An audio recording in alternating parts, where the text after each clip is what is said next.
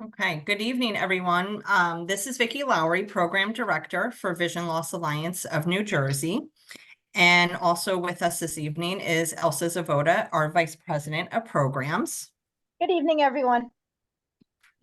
So we thank you for joining us this evening. And just as a reminder, this program is being recorded. We ask that you please mute yourselves, and after a few moments of quiet, we will begin.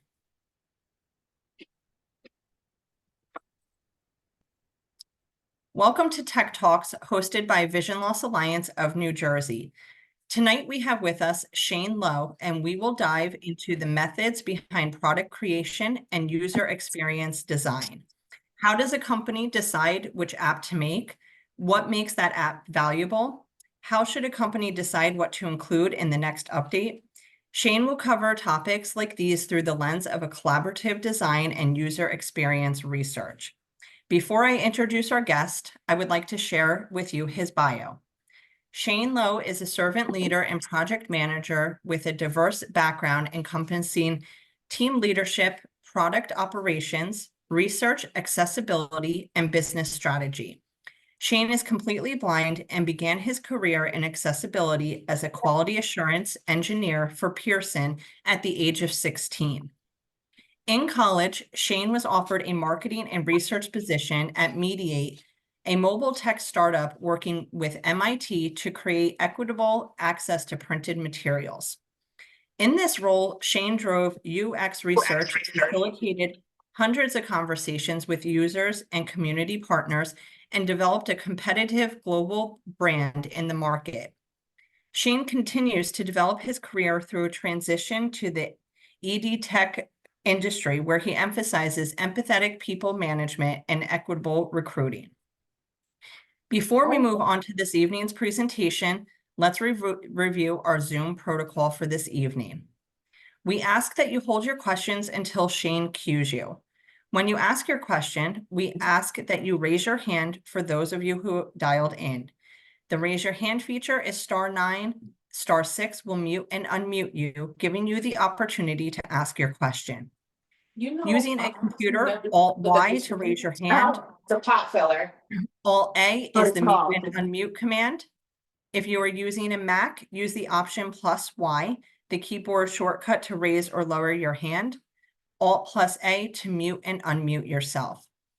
Using the Zoom app on the iPad, move to the top right, select the More option, and flick down to the Raise Hand.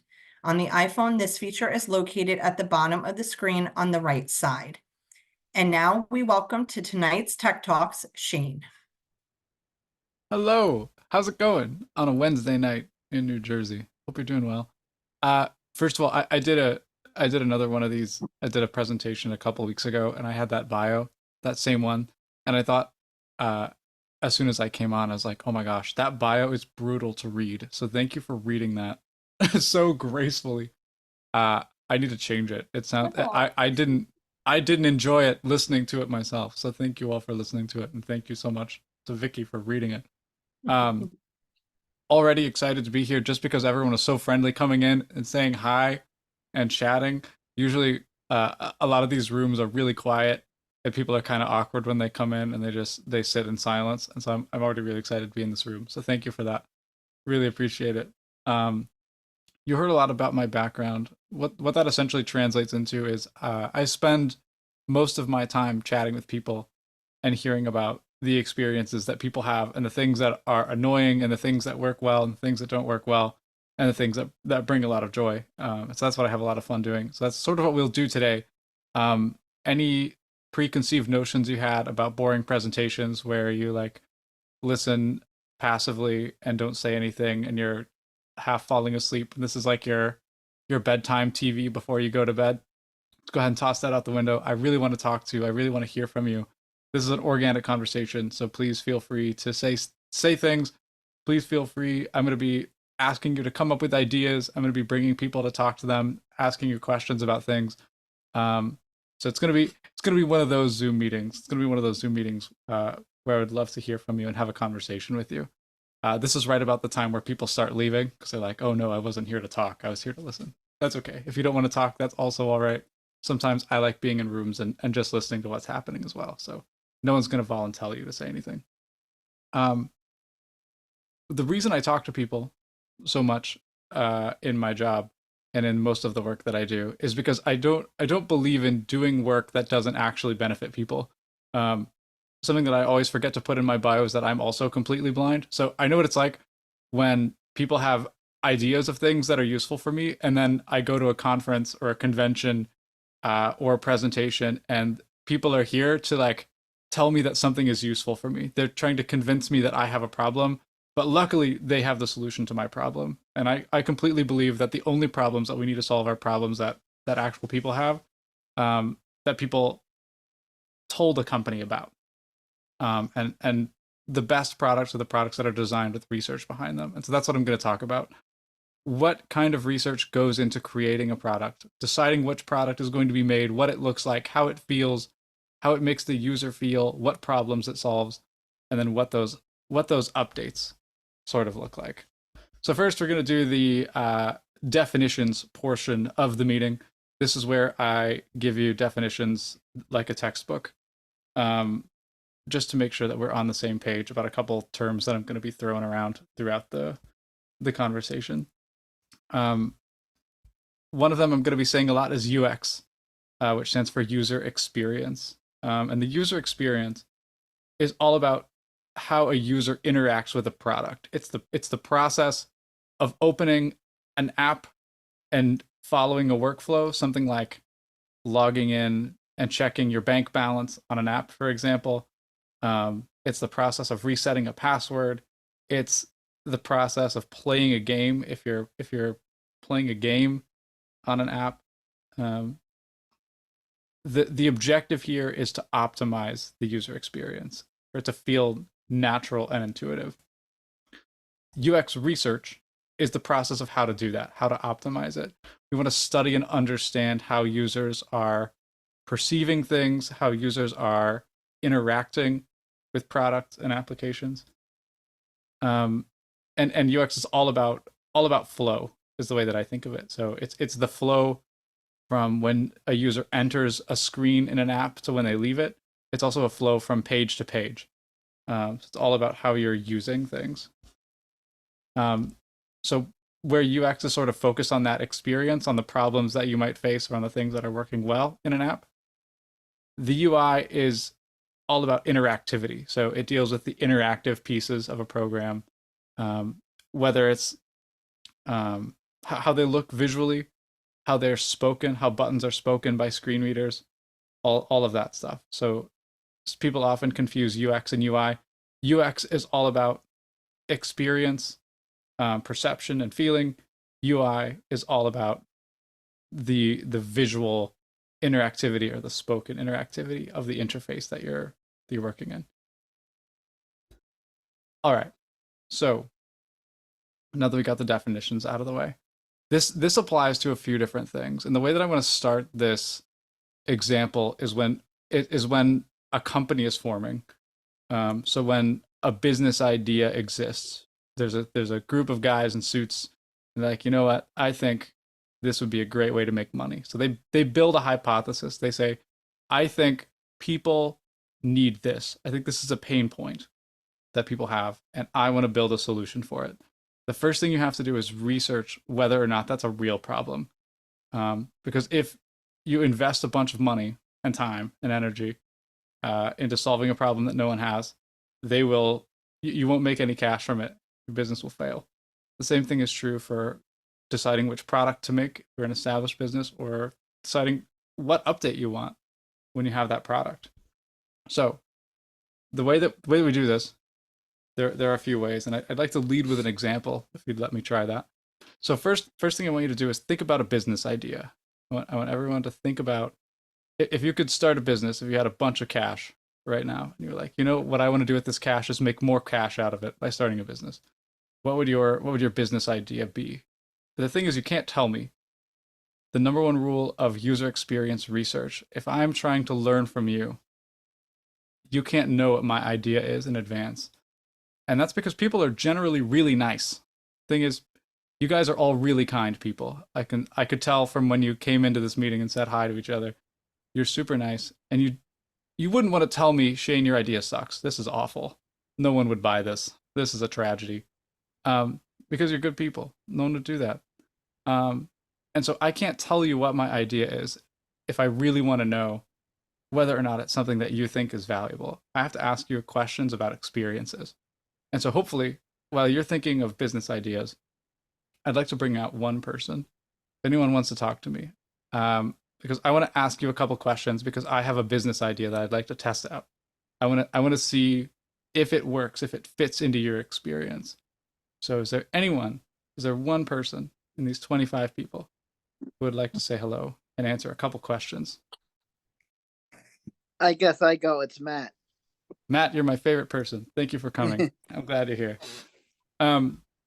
So usually we schedule these calls, we schedule these conversations, and they're all about learning from potential users. So we identify, okay, I think people like Matt are going to be the kind of people who are going to use this product. I think Matt will find this valuable. Matt is my demographic. My job is to call Matt and have a conversation about what your actual experience is. So do me a favor. I don't want to, normally these are 30 to 45-minute conversations. And so I ask you to tell me lots of stories. But in this case, I want to know, Matt, do you go to a lot of concerts? No, not really, but I do go. Not really? When was the last one you were at? Who did you see? I saw about 11 years ago. I saw the Trans-Siberian Orchestra. Oh, that's awesome. They're so good. Did you see? I guess you saw TSO East because you're in Jersey, right? Yes. Oh, right on. That's fantastic. What did you feel like was the most frustrating part of your concert going experience? Did anything frustrate you? Was there anything you didn't like? It was just way too loud. It's too loud. And what was the most enjoyable part? What was the thing that you thought was the most rewarding? I guess all them playing double neck guitars, the singing, it was amazing. Yeah.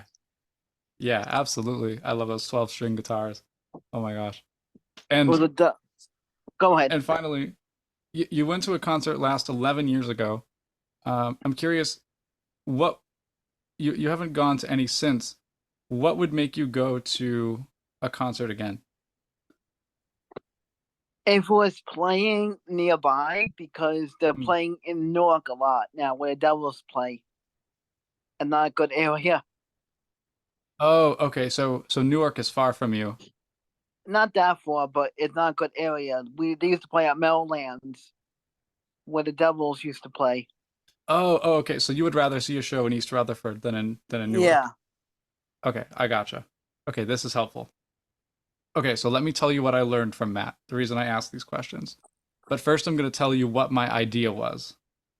My idea is actually not my idea. It's something I stole from a product that I saw that I thought looked really cool called Peaks. And it's an app that lets you, when you go to a concert, control the mix of the audio that you're hearing. You have your headphones in and you can hear the audio that's coming from the speakers more clearly, and you can control which instruments you want to hear more of. And so I learned that something that was frustrating for Matt was the sound. Sound wasn't great. It was really loud.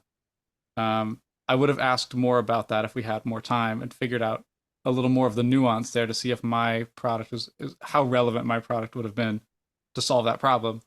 But the bigger problem, though, before I solve Matt's sound problem, which is the problem that I want to solve, it doesn't seem like that's super relevant because there aren't even a lot of shows that are happening near Matt. Matt is probably not my ideal customer for this thing. I can't sell this to Matt because Matt hasn't been to a show in 11 years. You're not going to want to pay for something that you probably won't use until something comes back to Meadowlands Stadium, an artist that comes to Meadowlands Stadium that you like. And so that's kind of the way that I was thinking about my idea. So I never said, "Hey Matt, I'm thinking about this thing that lets you control the mix at concerts." Because Matt's been really nice to me. I don't know if you noticed that. Matt was super nice to me. Probably would have been like, "That sounds cool. You should do it." This is called the mom test. The goal of this research and asking questions in this way is you should be able to ask your mom these questions and figure out if your mom would buy your product. Uh, Obviously, your mom.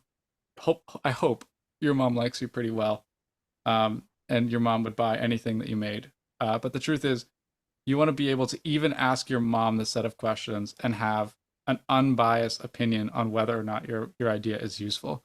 So I asked everyone to come up with ideas. Does anyone have an idea that you really like? An idea that you want to play with a little bit? You want to test out?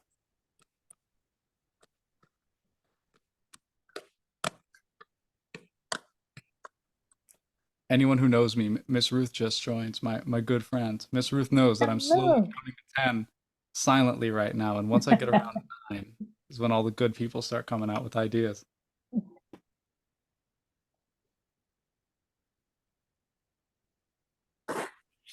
Well, Shane, I'm a good person, Ms. Ruth here, but I'm so sorry I missed the first 10 minutes. So are you asking for a business idea? Yeah, I'm asking for business idea that you'd like to test with a little user research. Well, I It have a doesn't have to business be a good idea. I do have a bad. Okay, don't tell us what it is. Okay. Don't tell us what it is. Okay. That's really important. Okay. Okay. So without telling me your idea, without giving me what you want me without telling me what you want to research, I'm curious. Think of a couple questions to ask me to see whether or not I would think your idea is a good idea. Ooh. Okay, let's see. So I'm not so sure it is a good idea, but I guess I would ask you, would you be willing to pay to locate information that is important to you as a person with vision loss? Information that's important to me in terms of vision loss? Resources, yes. Oh, resources. Pay for resources. What makes the resources different from the resources that are freely available?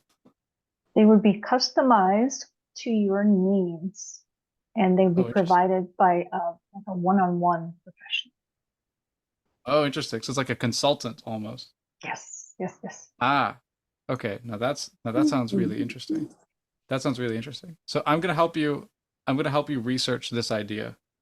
So Great. you could ask people immediately, and you wouldn't even what I love about this is you don't have to pitch an idea to anyone. It sometimes feels like when you're designing a product or when you have a business idea that's exciting, that you always have to like pitch yourself and sell yourself and sell your idea to other people. But really, you can ask these sort of innocuous questions to gather interest around them. So, for example, if Ruth paid me a ton of money to research whether this idea was valuable to people, the first question that I would ask them is, when was the last time you needed to know, or when was the last time you needed a resource that had to do with your vision loss? And if people told me like, I needed that last month, that would have been really important because this is why, and X and Y reasons. That tells me how important of a problem it is. Whereas if someone said, well, 11 years ago, right after I got back from the Trans-Siberian Orchestra show, the pyro was super bright and I needed a resource. It's like, well, 11 years ago, I don't know if someone would pay for something that that hasn't been super prevalent to them. And so I always, the first thing that you'll notice whenever you're doing research, or whenever you're being researched, as blind people we're researched a lot, and I'm going to talk about this here in a minute. Good researchers will often ask you to tell stories with specific things in mind. You'll notice that I always say, when was the last time you did this thing? Instead of saying, how often do you do this thing? Because how often is sort of general. I can say, I look for, I need resources every 1 to 2 weeks. But I don't have a strong example. I don't have to give you an example. Whereas if I think about the last time I did it, well, that might have been 6 weeks ago. It might have been 8 weeks ago. It may not actually be 1 to 2 weeks. And so really giving people questions that target actual events, real things that really happen to them, because that also means that you can dive into details You can dive into the things that are really relevant. What kind of resources did they need 6 weeks ago when they looked in? Did they even find what they needed? Is it still an open question? Maybe they really need something desperately, but they don't know where to look for it, and the internet isn't giving them what they need. Or maybe it was really easy. One of the hardest parts about this research is like, we almost want to ask people, hey, what do you think of my idea? Because people are really nice. And I'm like, I think your idea is great. You should go for it. But the truth is, a lot of us have to realize, and I know as blind people, we've seen this before, where a company makes a product that no one wants. As we've all seen this, where there are companies who come out and say, blind people need this thing, and all of us collectively are like, no, we don't actually want this at all. Please don't give this to us. Please don't buy this for us. And as researchers and as business people, I shouldn't call myself a business person. I'm not a business person. But as researchers and people who care about people, and people who are creators, we also have to know when either someone else has already made our idea and there's something else that covers what we do well enough that we don't need to do it, or when it's an idea that just doesn't matter. It doesn't actually work. My concert idea is really great, but if my main demographic is people like Matt, it just doesn't work, and that's okay. There are other things. Everyone's different. Everyone has different priorities. There are other things that are bringing Matt joy, and they don't include going to Newark for concerts.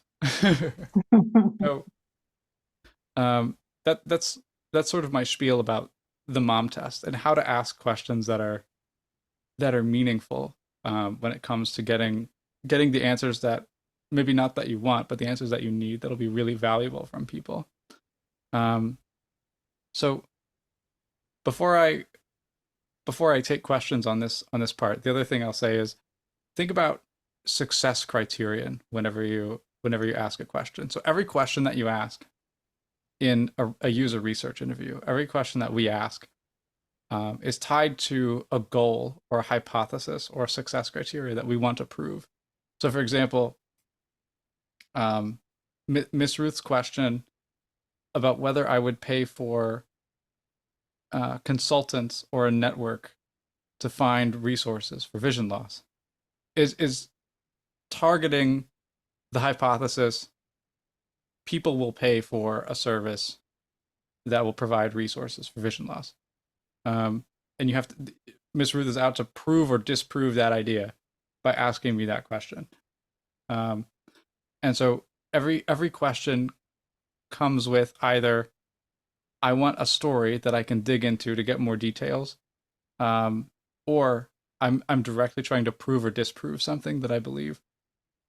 And I think this is a good place to pause, because this sort of ends my how to research or like best research tips when we create things.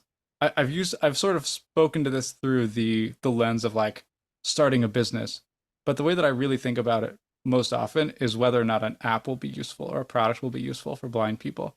Some of you may be familiar with work that I've done on some apps in the past, either with Paul Ruvolo, the creator of Clue, or work that I've done with things like SuperSense or Super LiDAR.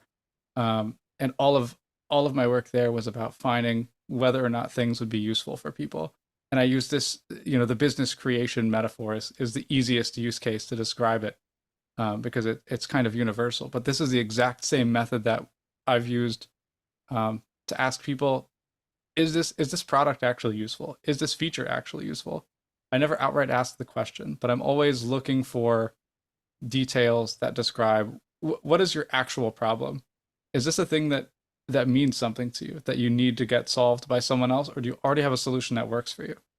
And so I want to open it up for a little bit and see if anyone has any questions, see if there's anything that I didn't cover that you'd like me to talk about on this topic before I go into a little bit more about, as blind people, how we are researched a lot and what designers may be looking for when they're interviewing us.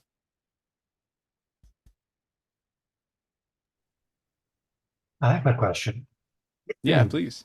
So how would you send like a mass asking for what kind of problems people face, as opposed to one-on-one, if if you're trying to get more like exposure, different answers, right? And then try to figure out, what people need. Yeah, this is a lot of fun, right? Because you don't always have time or resources to do 100 one-on-one interviews with people. Um, and so it sort of depends on the idea, right? Uh, if you're just trying to decide, okay, I have these 5 features that I could create for the next update of this app, but I need to know what matters the most to people. Usually when you have features on a roadmap, it's because people have suggested them or people have mentioned them in some way. And so I would take the most popular 2 features, the ones that I think, okay, these are what people want. And I would go on a list and be really transparent and say, hey guys, I'm working on an update here and I'm trying to figure out what matters the most. Trying to figure out what matters the most to you. When was the last time you encountered this problem? And what was that like for you? How did that feel? Sometimes just asking how someone feels about an experience can be really telling. A lot of people, when they're passionate about something, will write whole paragraphs about their experience based on a "how did you feel when you clicked the back button and it didn't take you where you thought it would" question. And so that's how I would do it on a mass scale. I would just give one question instead of a lot of them, but just a really open-ended question, and let people write about their experiences. Um, any statisticians, any math heads in the room will say, there are in this case, when you're writing people in particular, when people have to write responses back to you, sometimes it feels like a heavier lift to do all that writing rather than just speak about your experience. And so what often happens is you'll get replies from the most passionate people, either the people who love it and think it's great, or the people who hate it and think it's awful. And so sometimes you have to average out and meet people in the middle, and it's helpful to have a couple one-on-one conversations to learn more about the stories that people have, just to enhance your data. But in general, I think it's best practice to just get that one really targeted question, that really specific question that hits at what you want, or that gets at what you want to learn without giving it away too much. You don't want to lead the witness, right? And sending it out to all your people and seeing what you get back and going from there. Does that answer your question? It does. It does. It's almost like if you have 25 participants, like this call right now, I think. Yeah, Then if you can pull aside like 2 or 3 and have personal conversations, that makes a lot of sense. absolutely. Mhm. The more you have, the better. Because if I have 25 people that I can make a feature for, and I can talk to all of them, I mean that's a 100% complete data set. That's an amazing thing. But usually we don't have the luxury of only working for the benefit of 25 people, and so we have to uh, get a sample size that sort of reflects as many people as possible. So it's like, if I want to create an app for blind people, I can't only talk to blind people of New Jersey. If I want my app to be accessible to people all over the world, I have to talk to blind people who are successful and who travel often. I need to talk to blind people who are successful and work remotely. I need to talk to blind people who are living on Social Security. I need to talk to blind people in other countries if I really want to get that complete picture and figure out the nuance of the people that I'm working with. And the easiest way to do that is to send them an email. If I can do it all at once, that gives me a really great starting point. That was a great question. Gosh, thank you so much. Thank you. I'm glad you're here on a Wednesday night. It's cold. Any other questions? Anything else anyone wants to talk about?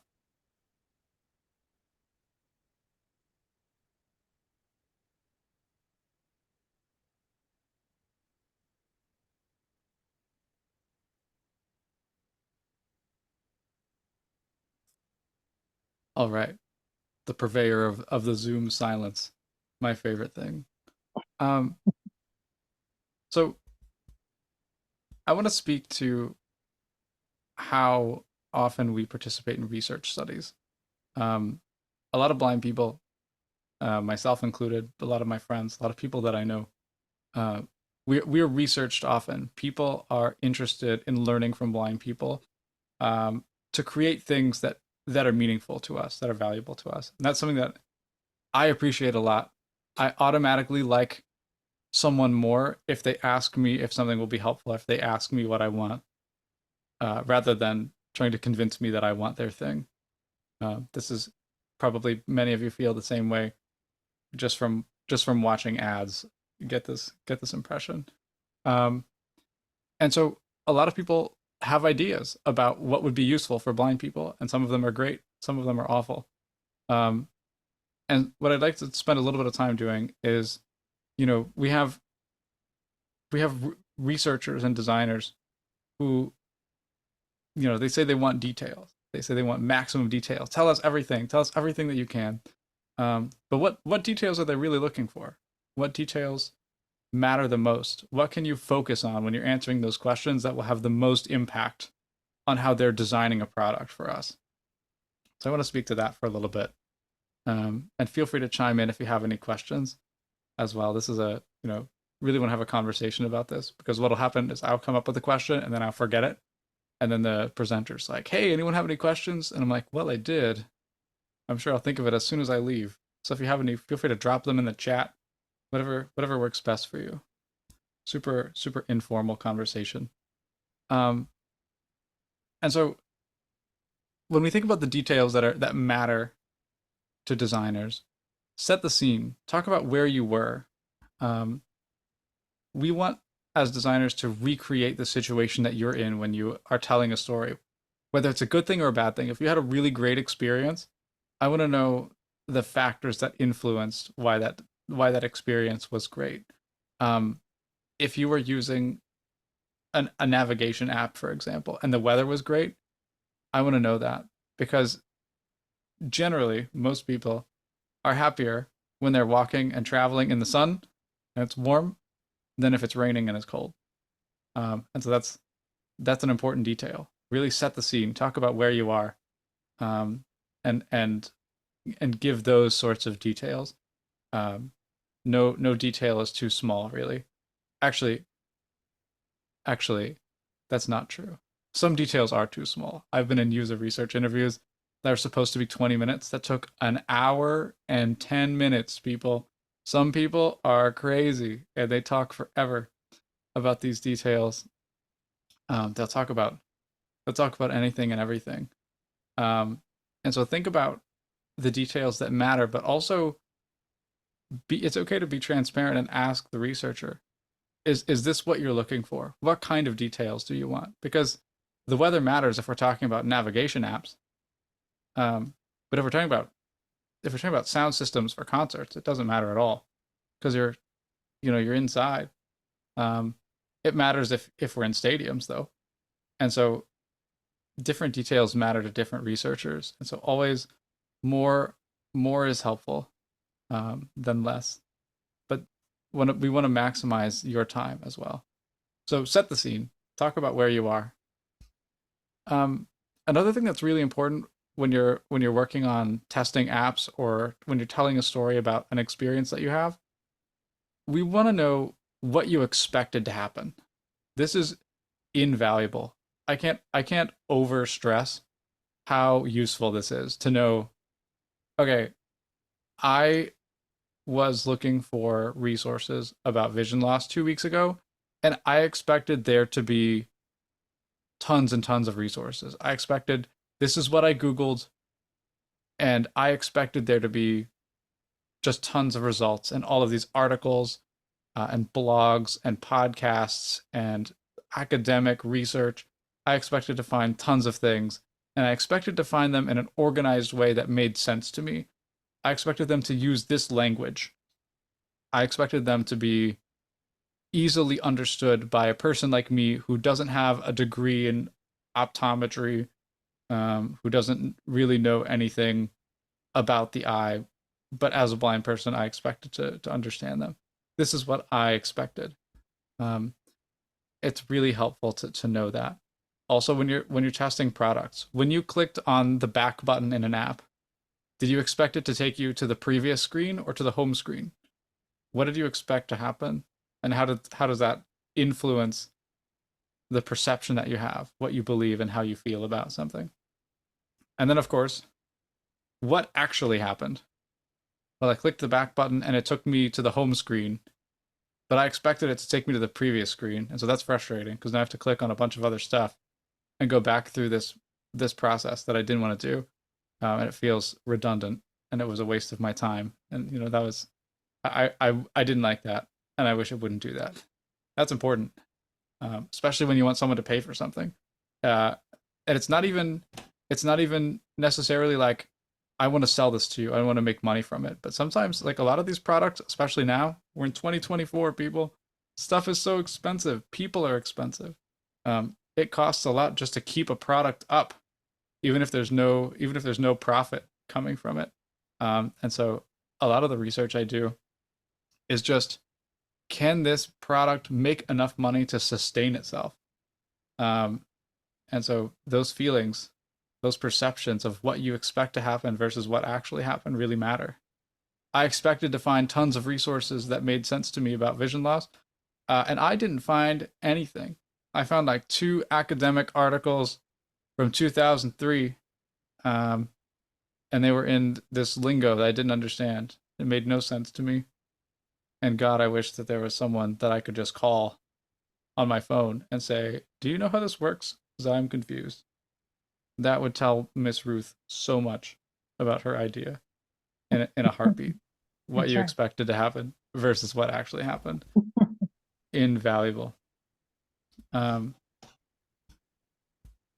so these 3 things, sort of setting the scene, what you expected to happen, and what actually happened, are the most valuable things to talk about when you get questions from designers. But there are also things to think about when you're testing products. Sometimes we'll be asked to be beta testers for apps, or sometimes for studies we'll be asked to test a product or test an idea before we come into the meeting.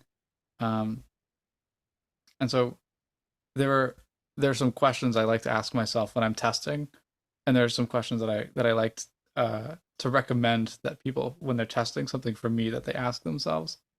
Because I want the answer to these questions as a designer, as a researcher. First one, I want you to be a 3-year-old. That's what I want you to do. I want you to ask why all the time. When you're testing something, ask why it works the way that it does. Why it feels the way it does. Why this button is labeled the way that it is. Does it make sense to you? Is it intuitive? Is it comprehensive?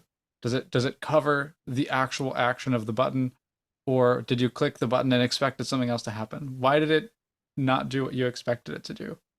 Always ask the question why. It's very helpful. And how something made you feel is really important. A lot of people, you might have noticed that Siri changed the language recently. It used to be you would like tell Siri to send a message, and it would be like, you want me to send a message to Dad? It says, and then give you the thing. Now it just says to Dad, and then tells you the message. And it makes me wonder what that conversation was like when Apple was sort of investigating how Siri was working for people. Could this be because Siri was feeling overly verbose? Siri was feeling maybe like it was taking up too much of people's time. And when we were using Siri, because I felt that way when I was if I ever sent a message with Siri, which was rare because it was taking a long time to tell me everything, I felt like impatient. And it wasn't because the platform wasn't working well. It was just the language. So think about the language of a product, how it makes you feel. That's really important, because that sets the tone. That decides how you feel about the product and the idea itself.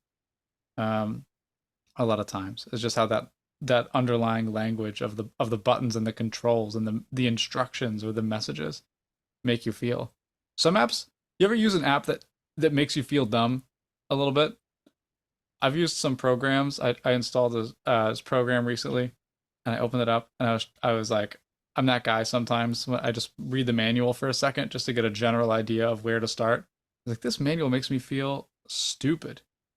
I don't understand what I'm supposed to do. The language that in this documentation makes me feel dumb. I don't like that. I don't like that feeling, and that's really important. Tell designers how things make you feel, 'cause that's really really helpful, really insightful. Um, and so those are the main elements that I want to cover about blindness and how we're asked questions and what people are looking for and sort of the lenses that we can look through and talk to people about our experiences, because they really shape the design and the development of products and ideas. Talking about setting the scene, what you expected to happen and what actually happened, and then like why something is the way it is and how it made you feel are some gold, always invaluable for people like me who are trying to research and design and make things better than how they are. So that's primarily what I wanted to talk to you about. Is there Shane? anything that, yeah, Yeah, please. Shane, this is Vicky. We had a question that came up in the chat from Oh, I Linda. missed it. I'm sorry. Um, What's the question? so she asked, how can we improve on something already invented? Her beef is with the audio described headphones in the movie theaters because they usually don't work. Um, I agree with you, Linda. We are on the same page. So she was So, just basically asking, what you do with on something that's already invented. yeah, absolutely. This things can always be modified and improved and updated. So it doesn't matter whether something's a brand new invention or whether it's been around for decades. And let me tell you, those headphones have been around for decades. They are old and they need help. So Yes, that's I true. think, sorry, go ahead. Oh, I'm sorry, I was Miss Ruth. You know me, just commenting, agreeing with you, Shane. You're wonderful. Yes, thank you. I I always have, feel I do it's a have, good sign I when do you have my agree. hand raised when you've answered that, because that's Yes. it's really uncanny. I'm talking about audio description and those devices that don't work. I'm actually in a program now where we're giving feedback on audio description and how well they do in theaters. And one of the things we've asked them to do is to test the devices beforehand. And they've agreed to do it in one theater. That's the answer. If we can get everybody to do that. But they are such old devices. They need to be completely thrown away. I think I asked you this question. If there's any new technology that would be Hmm. better than what's being used, they should definitely go with that.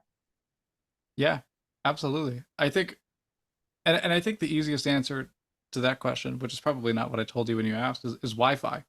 We should we should have an app for this Oh yeah. and get on the get on the movie theater's Wi-Fi on your phone and get an app, or create a means to transmit this directly to smartphones. But anyway, That's great. um, how to convey feedback to someone who hasn't asked you for feedback is sort of the question that I'm hearing. Because we already have these audio description headphones. Who do we talk to? Where do I go right now to be like, these headphones they're not doing what I need them to do, and this is how that makes me feel, and this is why. Um, my first inclination would be, because I don't think there's a centralized distributor of these. Like, of course, I think you have all of these venues and movie theaters that have them, but there's no one institution that gives all of the audio description technology out to everyone that I know of. There might be. That'd be convenient and that'd be really great. And the first thing I would do is look up whether or not what I just said is true. But assuming there isn't, um, I would I would see what I could do to reach out to groups like the corporate headquarters of places like AMC or Cinemark, and saying, look, this is how this is working. In this case, it isn't working. Um, this is what the experience is like. This is how it made me feel. And sometimes you also have to talk about it from the business angle, right? You have to talk about it from not unfortunately in cases like these. I mean, your AMC bigwigs may not be as invested in accessibility as we are, as the end users are, and so sometimes we have to speak their language a little bit and say, look, I have gotten, and this is actually true, by the way, I have gotten $150 in free merchandise in movie tickets or redemption passes for concessions because 4 people went to the movie theaters, got audio description, and none of it worked. This is actually a real cost. This is costing your company money because this technology isn't working well, and I have ideas on how to make this technology work better. And sometimes we have to kick the door down a little bit and start the conversation because they're not always doing user research about audio description. But it's important to start that conversation and find people to listen. Sometimes it's really frustrating. It's a really lengthy and arduous process, and it's not fun. But sometimes it's really rewarding, and it takes time, but it can be incredibly beneficial. I hope that answered your question. I went on like 2 tangents there, but I hope that it answered your question. I'll give you a moment to tell me whether it did or didn't before I go to Miss Ruth.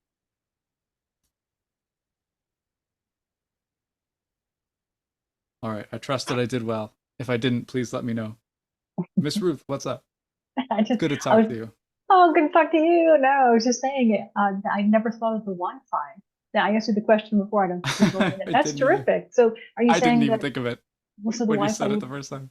you'd need an app though, or you'd have to create the app? Yeah, absolutely. So you'll do But I that think for it me? would be Thank cheaper you. than Go ahead. upkeep. Yeah, it'd be cheaper than upkeeping those audio description I think you're receivers. right. Yeah, that's Anyway. true. And there is no centralized manufacturer. They're all using different places, and they're certainly at least 10 years old, if not more. Oh yeah. So for this is a sure. great idea. You'll work on that app. Thank you. In all my free time, That's I'll work right. on that. Absolutely. Any other questions? Anything anyone wants to talk about? I want to say thank you again. That was a great presentation. Thank you so much. I appreciate that. I wish I haven't seen Trans-Siberian Orchestra yet. I wish I should have caught them in the winter.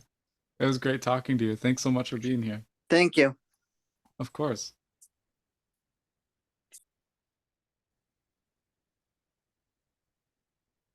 Any other questions or things to chat about? I'm always happy. I always think of my questions when the presentation is over. That's my nature. So feel free to reach out. Always happy to have these conversations. Elsa and Vicky, please feel free to send out my email address. Always happy to Absolutely. have conversations and follow-ups. Yeah, for sure. Shane, Linda just wanted to share, thank you so much. You gave her a good idea, which she will share with other blind moviegoers. Yeah, of course. My pleasure. It's a daunting process. It can be really frustrating, but I think there's so much reward that comes from it. So it's well worth it. And if no one has questions, that's okay. I know it's around dinner time. I'm gonna have a late dinner. Anyone like me and you want to get out and have dinner, I understand. Shane, those of us on the East Coast are looking at bedtime right now. Yeah. I'm on the East Coast too. It's a late dinner. I wasn't kidding. But I'd rather talk to you if you have questions. So don't leave on my account. If you have questions, feel free to ask. Aw, thanks. I'm having a great time. You guys are interesting. It's nice to talk to nice people. Aw. That's so Shane, sweet. do you feel comfortable, and you don't have to if you don't mind sharing with them a little bit about the project that you're working on that we might be featured in a future Tech Talks? Maybe you could share a little bit of it, or no. Yeah, absolutely. I'll share I a don't mean little to bit put about you on the that. spot, but we were just very intrigued by it. That's okay. I live to wing it. That's all right. Very much on the spot. That's how I evolve, right? Lives on the spot. That's true. That's true. So originally, when I got the call to do a tech talk, it was not at all about this topic. It was not at all on this conversation about user experience and user research. Instead, it was about an app that I'm working on. I name dropped Mr. Paul Ruvolo earlier, who's a good friend of mine, and he's at Olin College of Engineering. You might be familiar with an iOS app called Clue. I believe it's exclusively on iOS, although they may have ported it over to Android more recently than I can remember. But Clue is, if you don't know, it's an app that lets you record routes from point A to point B, and then you can sort of use those on the day to day and reverse them if you'd like.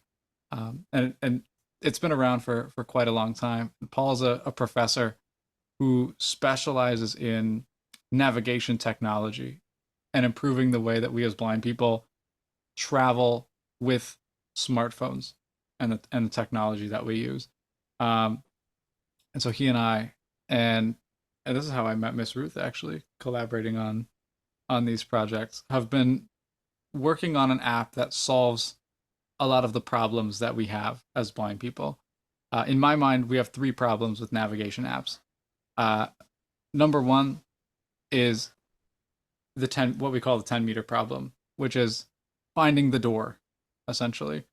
You get out of an Uber in a parking lot, and your mapping app will often tell you, you're here, you're at the whatever place you want to be, you're at the Walmart, you're at the Taco Bell. I don't know why Taco Bell came to mind. I'm not craving Taco Bell, I promise. And so how do you find the door? How do you get that last 30 feet? How do you get that last 10 meters to the door? Problem number 2 is universal sort of coverage. Most apps are either all indoors or all outdoors. I've never seen one that covers both. And so you have to switch apps a lot as a blind person. And number 3 is scalability. So there are apps that are indoors, but are they really scalable?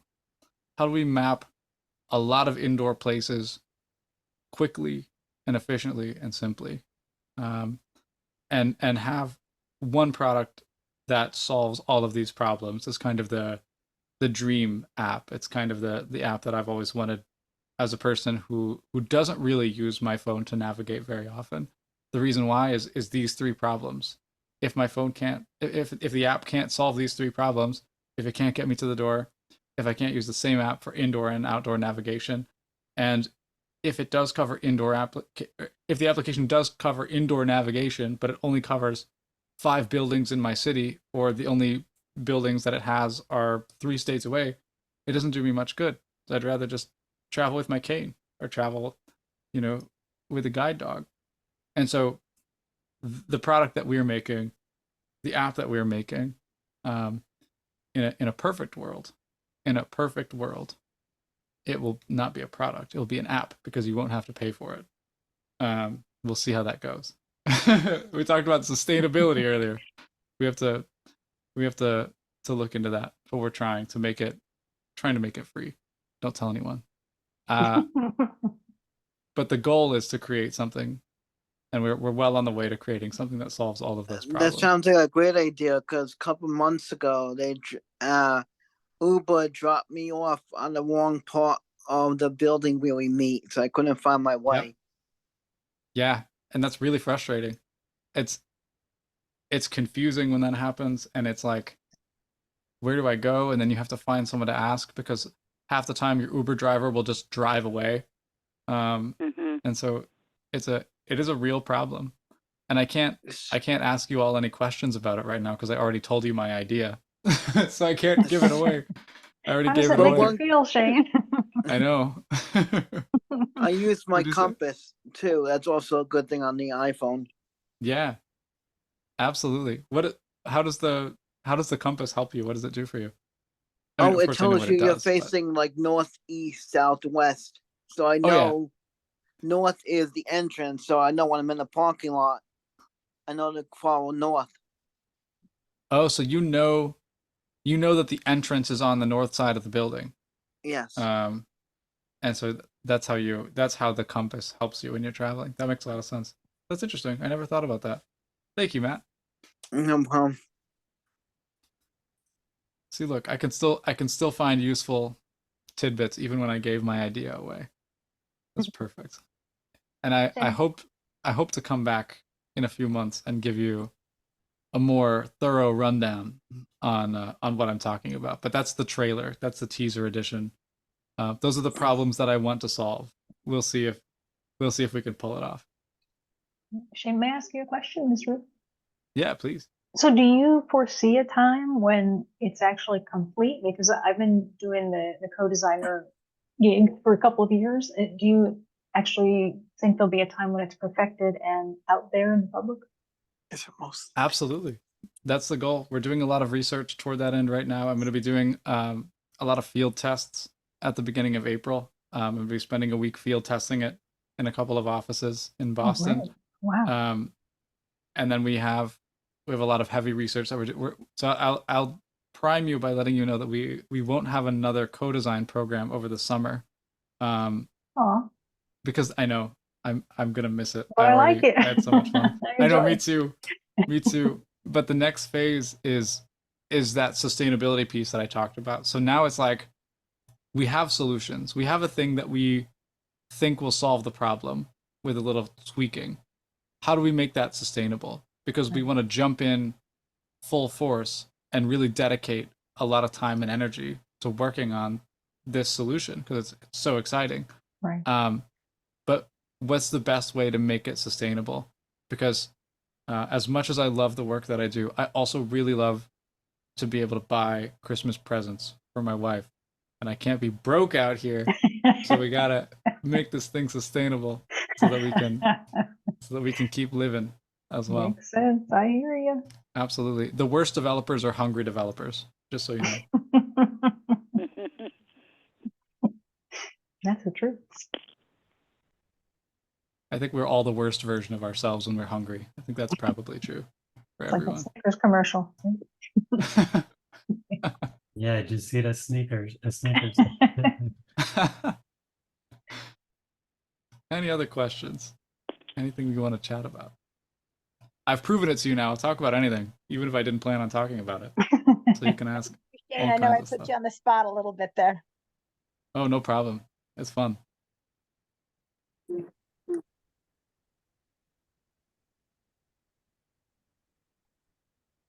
Well, I very much appreciate all of your time and coming in. There's a lot of things you could do on a Wednesday night, especially at this time. One of those things is go to bed. So the fact that you stayed up, Personally, I will go to bed. yeah, that you stayed up till 8 p.m. to talk to me, I appreciate it. Thank you for being here and for being so kind and generous. I really appreciate that. Feel free Thank to you reach out again, anytime. Shane.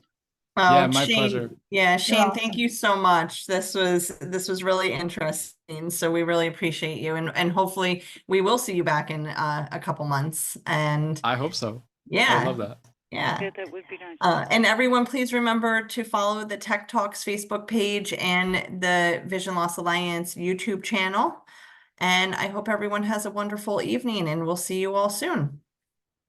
Have a Thank good you. night, Take care, everyone. Shane. Bye, Elsa. Shane, Yeah, thank have you. a great night. Thank you. Bye, Thank you, guys. everyone. Have a Yeah, good night. everyone.